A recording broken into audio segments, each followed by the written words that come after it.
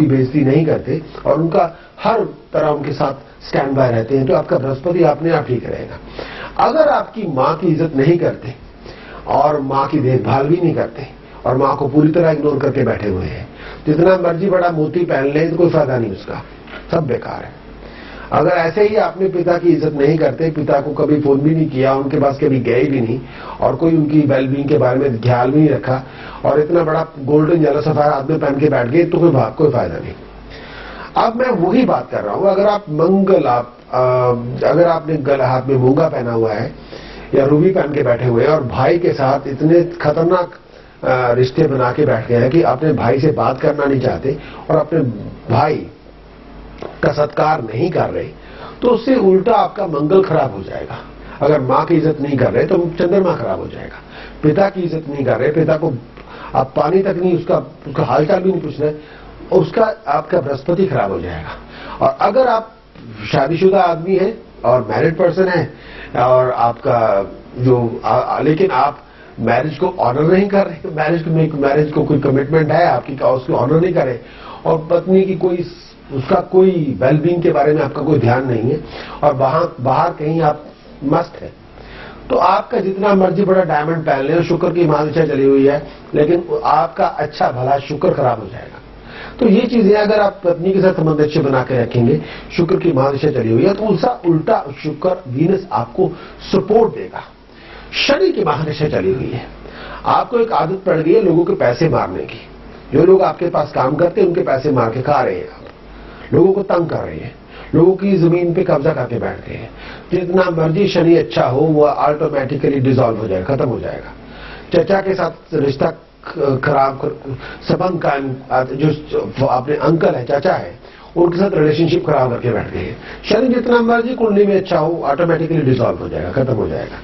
लोगों के पैसे मार रहे हो, जो लोग काम कर रहे हैं उनके साथ आपका व्यवहार अच्छा नहीं है, उनके पैसे मार के बैठ जाए, तो जिसे भी मर्जी है वो भी रिलेशनशिप सेटल आपका ऑटोमेटिकली नेगेटिव हो जाएगा। और अगर दूसरे जो लोग एक और बात है, अगर हम क्या कहते हैं कि अगर बच्चों की देखभाल कर रहे हैं, बच्चों से प्यार जता रहे हैं, बच्चों की सेवा कर रहे हैं, तो आपका केतु ऑटोमेटिकली बली हो जाएगा। नाना नानी की सेवा कर रहे हैं और ऐसे लोग जो बेऔलाद हैं उनकी सेवा कर रहे हैं, और जो लोग ऐसी लेडीज जो विडो लेडीज है उनकी सेवा कर रहे हैं, आपका राहु जितना मर्जी खराब हो अपने आप बली हो जाएगा। ससुराल के साथ अच्छे संबंध पैदा कर रहे हैं, राहु जितना मर्जी खराब हो ऑटोमेटिकली अच्छा हो जाएगा। तो ये कुछ चीजें हैं। इसमें आपका मरकरी बुध बहुत कुंडली में अच्छा हो, लेकिन बहन के साथ ताल्लुकात बहुत खराब करके बैठ गए हो, बहन के साथ कम्युनिकेशन कोई नहीं, भतीजियों के साथ बातचीत कोई नहीं, जितना मर्जी मरकरी अच्छा हो ऑटोमेटिकली खराब हो जाएगा। अपनी बहन के साथ, भाभी के साथ, भतीजियों के साथ, बच्चियों के साथ, घर की जो लेडीज है उनके साथ अच्छे संबंध कायम करें, बुध अपने आप ही बली हो जाएगा, वो उल्टा आपकी सपोर्ट देने लग जाएगा। और ऐसे ही कई बार हम तो ये भाइयों के साथ ताल्लुकात अच्छे रखें, मंगल अपने आप अच्छा हो जाएगा। और बुजुर्गों के साथ ताल्लुकात अच्छा रखें, अपने आप सूर्य अच्छा हो जाएगा। तो ये कुछ चीजें ऐसी हैं कि ये इसमें कोई ये उपाय नहीं, ये डिसिप्लिन है, ये प्रिकॉशंस है। अथर्व वेद के अंदर बहुत सी ऐसी चीजें हैं जिनको हमने उपाय के बीच में प्रयोग किया हुआ है, तब उसको आप उसको लोग लाल किताब के रूप में लेते हैं। अब वैदिक एस्ट्रोलॉजी तो हजारों साल पुरानी है। महर्षि भृगु ने जब शास्त्र की रचना की थी तो उसमें उपायों की व्यवस्था भी साथ में की थी। 3 करोड़ कुंडलियां हैं भृगु शास्त्र के अंदर। अब कोई पता नहीं कितनी ऐसे उल्ट लोग कर देते हैं। 3 करोड़ कुंडलियों की रचना महर्षि भृगु ने की थी। 3 करोड़ कुंडलियां हैं भृगु शास्त्र के अंदर। 3 करोड़, जैसे हम 1 करोड़ मतलब 10 मिलियन, ठीक है, 3 करोड़ 30 मिलियन, अब 30 मिलियन कुंडलियां हैं उसके अंदर। तो उसकी अब शास्त्र उतना है क्योंकि हजारों साल पहले लिखा गया और उसकी संभाल नहीं हो सकी, तो बीच में भारतवर्ष में बहुत बदलाव आए। जब बदलाव आए तो कल्चरल रिलीजियस बैकग्राउंड के अंदर भी चेंजेस आए और लोगों की संस्कृति का भी पतन हुआ। तो उसमें शास्त्र उतना रहा नहीं, शास्त्रों को संभाला नहीं गया। तो ऐसे कई जिन लोगों ने संभाला, जिन लोगों ने उसकी सेवा की, अब कुछ पार्ट उसका बचा हुआ है जिसको लेके हम ढल रहे हैं, उसके बारे में उसका ध्यान रखने हैं। तो ये बात है। तो उपाय अपने आप में एक वरदान है। आप उसको किस तरह से प्रयोग करते हैं, कैसे प्रयोग करते हैं, कुंडली का बैलेंस कैसे करते हैं, ये बहुत जरूरी है। कई बार मैं एक बात शेयर करना चाहता हूं कि लोग अपना नाम बदल लेते हैं। कई बार लोगों को न्यूमरोलॉजी के बारे में बहुत होते हैं, ये नंबर होना चाहिए, वो नंबर होना चाहिए। सबसे पहले है आपकी जन्म कुंडली, उसके बाद आती है डेट ऑफ बर्थ। अगर आपको जन्म कुंडली के बारे में ज्ञान नहीं, डेट ऑफ बर्थ को जो मर्जी करते जाएं, नाम को स्पेलिंग जितने मर्जी बदलते जाएं, उसका अपने आप में कोई वजूद या कोई वैल्यू नहीं होगा। अगर मैंने आपका नाम बना के चंद्रमा के मुताबिक कर दिया और जन्म कुंडली में चंद्रमा आपका अष्टम भाव में खत्म हुआ है, उल्टा सत्यानाश हो जाएगा, उसका कोई फायदा नहीं है अपने आप में। आपको जन्म कुंडली और एस्ट्रोलॉजी, न्यूमरोलॉजी दोनों को लेके साथ चलना होगा, तभी उसका फायदा होता है। नहीं तो ऑटोमेटिकली न्यूमरोलॉजी का अपने आप में कोई बेस या सिग्निफिकेंस होता नहीं। जन्म कुंडली के अंदर साक्षात जो ग्रह है उनकी पूरा उसका प्रतिरूपण, उसका पूरा वजूद कायम है। वो अच्छे भी हैं, वो पॉजिटिव भी हैं, वो नेगेटिव भी हैं। उनका असल में वजूद आपकी जन्म कुंडली के मुताबिक है क्या। आप चलेंगे कॉल पर। कई बार मैं मंत्र बहुत से बात करता रहता हूं। आप कोई भी मंत्र का जाप करें, मन से करें, ये नहीं फॉर्मेलिटी के तौर पे ना करें। 50 मंत्र ना करें। मुझे बहुत चिढ़ होती है जब लोग 4, 5, 6 चलीसे कर रहे होते हैं, 8, 10 स्तोत्र कर रहे होते हैं, कभी ये कर लिया, कभी वो कर लिया। माय गॉड, ये कैसे हो गया। ऐसा नहीं होना चाहिए। एक ही के पीछे आपने भागना है। गायत्री मंत्र का उपासक जो गायत्री मंत्र की उपासना करते हैं तो 24 देवी देवताओं की उपासना हो जाती है। गायत्री मंत्र भगवान की आराधना में लिखा गया है। इसका अगर जब जाप कर रहे हैं तो अल्टीमेटली अब सभी की इसमें बात हो जाती है।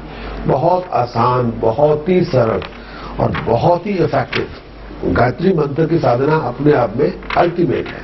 अब 2 तरह के गायत्री मंत्र हैं। तो एक सिंपल साधारण, अब कृष्ण भगवान ने भी गीता में यही कहा है, सबसे बड़ा जो अगर जप है गायत्री से बड़ा कोई जप नहीं। वेदों में भी है, ऐसा कोई 2 राय नहीं है। और एक तो है साधारण जो हम गायत्री, ओम भूर्भुवः स्वः तत्सवितुर्वरेण्यं भर्गो देवस्य धीमहि धियो यो नः प्रचोदयात्।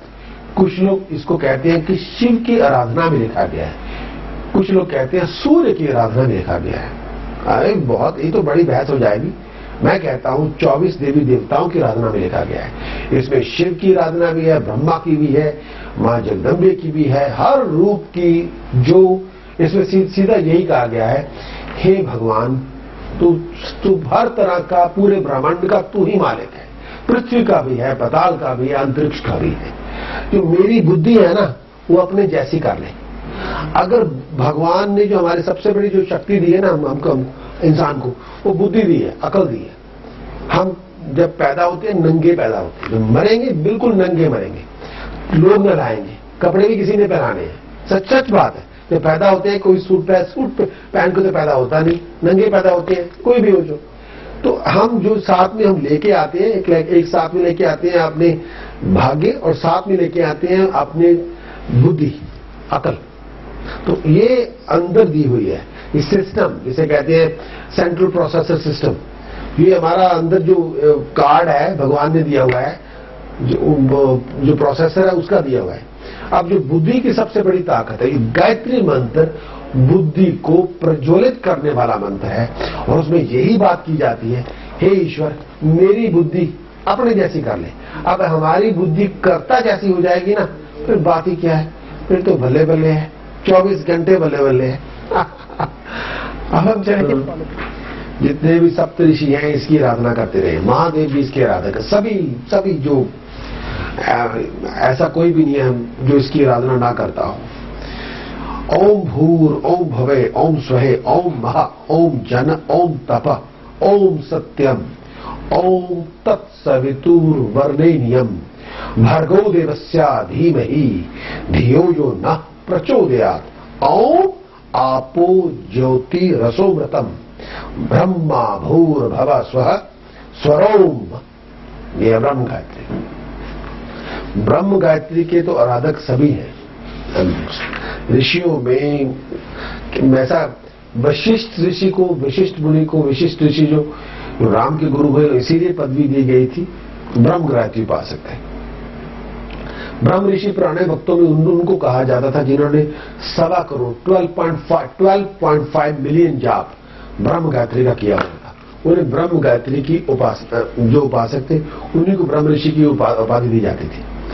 वशिष्ठ मुनि जैसे विश्वामित्र राजा थे, क्षत्रिय थे, तो विश्वामित्र ने देखा महर्षि वशिष्ठ की ताकत, तो उन्होंने देखा कि क्षत्रियों के अंदर जो ताकत है, यहां तो जो ब्रह्म की ताकत है उससे कई हजार गुना है।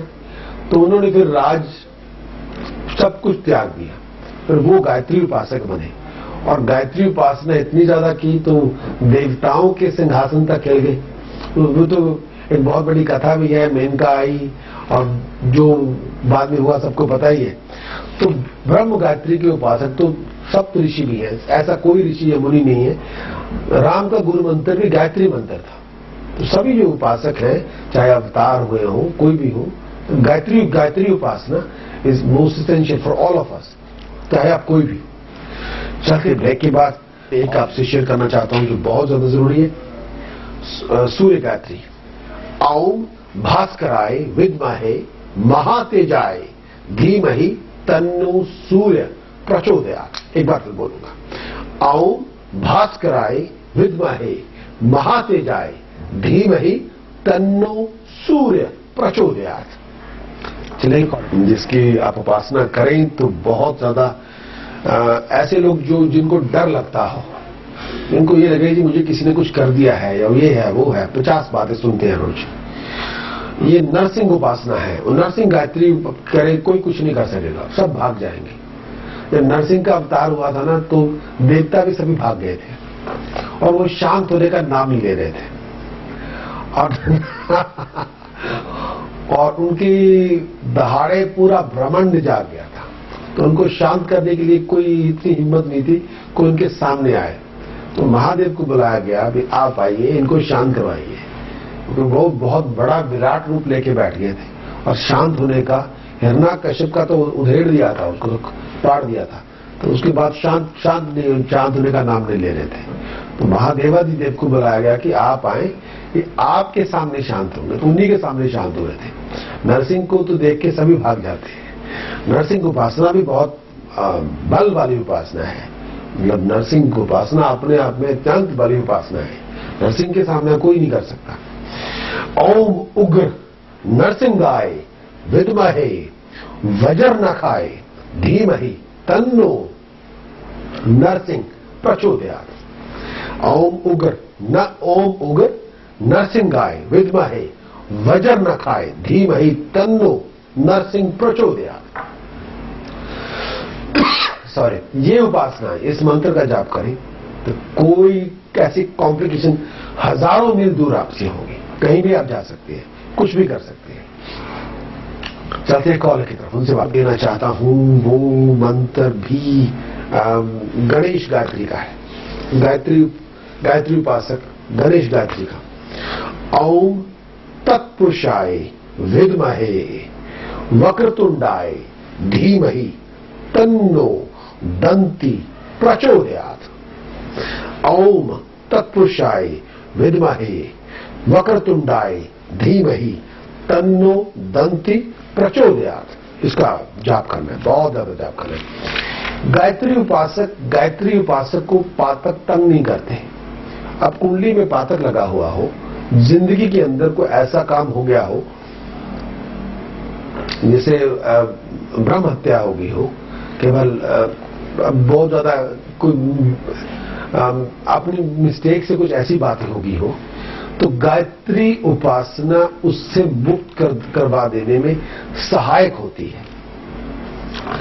एक जो मैं आपको मंत्र दे रहा हूं, ये वन ऑफ द माई, हम चाहते हूं, ये काली गायत्री का मंत्र है। ये बहुत अपने आप में बहुत इंपॉर्टेंट है। काली गायत्री का मंत्र परशुराम जी ने किया है, बहुत लोगों ने इसका किया, इसकी उपासक बहुत है, कृष्ण भी इसके उपासक है। अब सभी ने अपने अपने